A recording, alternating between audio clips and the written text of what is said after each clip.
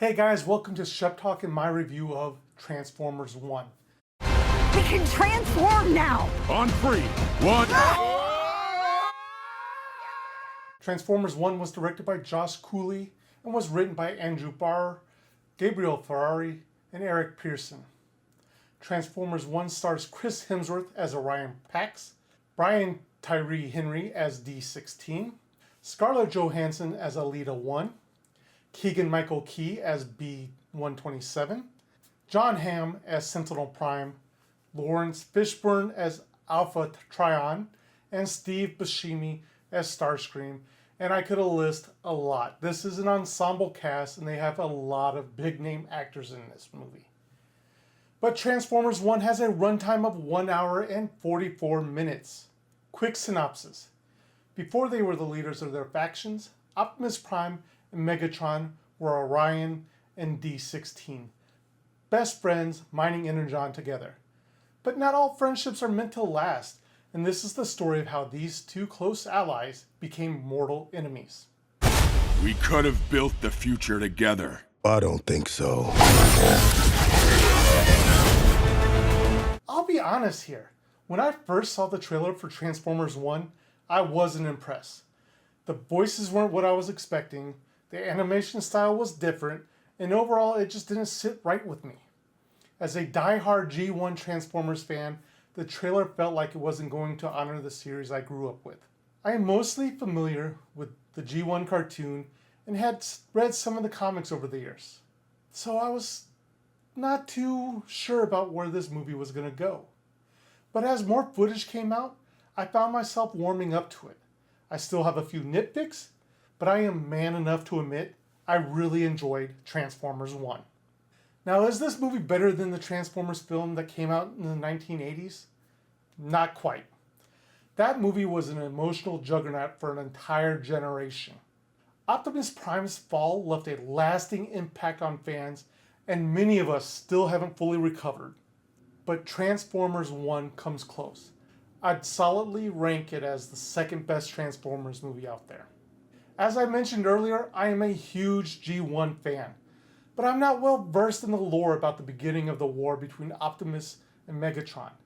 That said, I believe this movie does their origin story justice.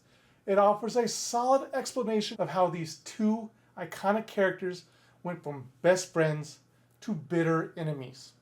There's a moment in this film where you almost sympathize with D16. When he learns the truth about his world, you understand why he seeks the justice the way he does. But also this film makes it clear that giving into those emotions is not the correct solution. We also see a younger, more carefree version of Optimus, who initially seems indifferent and self-centered. But as the movie progresses, it becomes clear that beneath his nonchalant exterior, he's driven by hope and his desire to make the world better. But for me, there were only two actors that really stood out. First up, Brian Tyree Henry as D16. His performance was one of the best in the ensemble, taking us on a journey from a hopeful, idealistic Transformer to the disillusioned Decepticon we know. Second up is Keegan-Michael Key as B. He absolutely slayed in this role. His comedic timing was spot on and didn't detract from the emotional gravity of the scenes he was in. If you're familiar with Key's previous work, there are a couple of fun Easter eggs in there too. And the animation, for the most part, was excellent. Each major character had a distinct look, and it was easy to tell who was who. And also the world was vibrant and colorful and a joy to watch on the big screen. But also guys, there is an end credit scene, so please stick around until the very end if you want to see it. Now on to my nitpicks of the movie. First off, the voices. Chris Hemsworth sounded too much like, well, Chris Hemsworth. I get that he's playing a pre-Optimus character, but I think he could have altered his voice more to make it feel less like himself.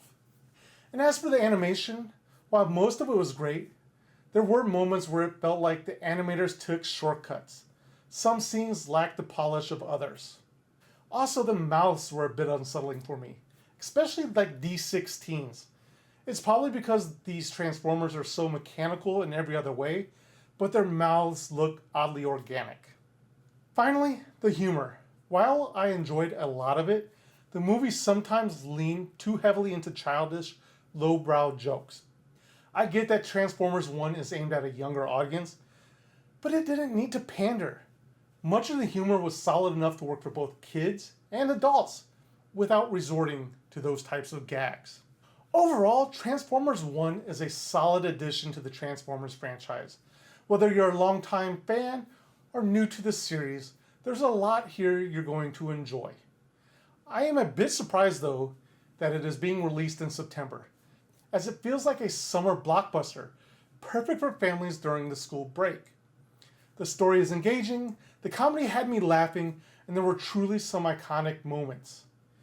It's everything you'd want in a Transformers movie, and I am definitely hoping for a Transformers 2. But with all that being said though guys, Shep Talk gives Transformers 1 4 Sheps out of 5. Thank you for watching, and if you haven't done so already, please remember to like, share, and subscribe. It does help my channel out greatly, and I do truly appreciate each and every one of you. But that is all I have time for today, guys. Thank you for watching, and I'll see you in the next review.